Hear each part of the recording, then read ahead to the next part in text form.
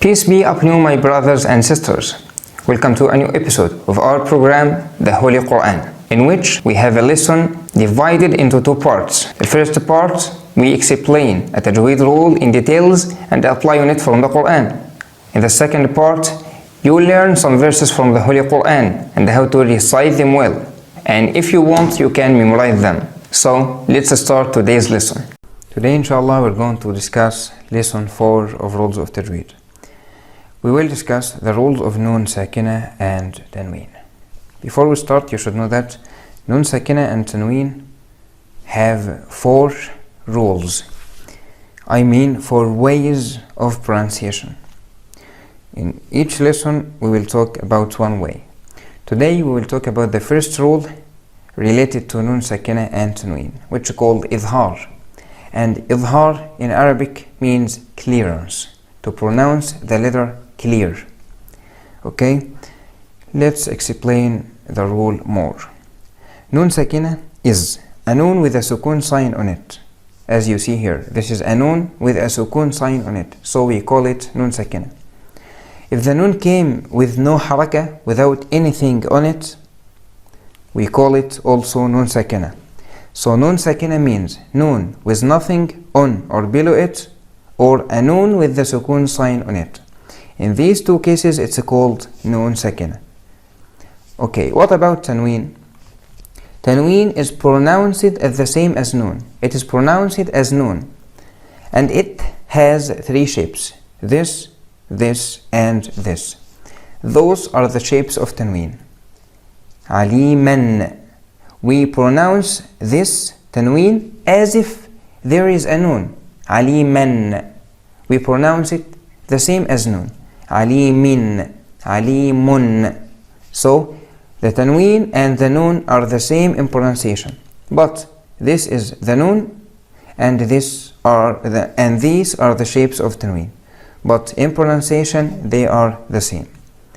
The rule is, when you find a Noon Sakina or a Tanween followed by one of these, one of those 6 letters, Hamz, Alif, Ha, Ayn, Ha, Ghayn, Kha. Hamz, Ha, Ayn, Ha, Ghayn, Kha. Hamz, Ha, Ayn, Ha, Ghayn, Kha. When those 6 letters come after Noon Sakina or Tanween, like those examples, Min Ahl, we have Noon Sakina followed by Hamz.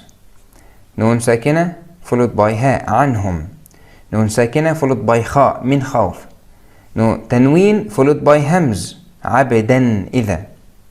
Salamun Hiya, Tanween followed by Ha. What is the rule here? The rule is, you have to pronounce the Noon or Tanween clearly. Min Ahl. Min Ahl, without any mixing. You cannot make any sounds here. You cannot make Ghunna. Min Ahl.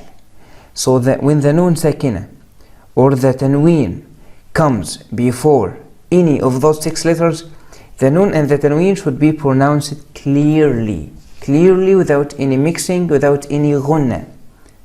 Without Ghunna as written here, and without mixing it with the letter that follows as written in the examples here. This is a very simple rule. So, the first rule or the first way of pronouncing the Noon or Tanween is when the Noon Sakina, which has sukun on it or without anything, and the Tanween, whose shapes are those, come before any of those 6 letters, this is called Idhar or clearance, which means we should pronounce the Noon and Tanween clearly with those 6 letters without Ghunna. Okay? I hope you understand it.